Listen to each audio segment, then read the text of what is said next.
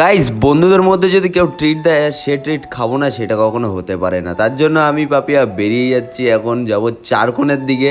আর বন্ধুটা অনেক দিন পর মুখ ফুটে বলেছে যে আজকে আমার তরফ থেকে ট্রিট যা।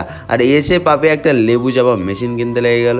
আর এখানে অনেকে এসে গেছে, এই যে আমাদের সেই বন্ধু যে আজকে আমাদের ট্রিট দেবে 12 মাস পর। তারপর গাইস অর্ডার করতে গিয়ে দেখি আমাদের খাবার নেই, ওর জন্য আমরা চলে এসেছি বাং ক্যাফে। এসে আমাদের সেই খাবার আমরা অর্ডার করে দিলাম আজকে বন্ধুরা পকেট খসাতে হবে বলে।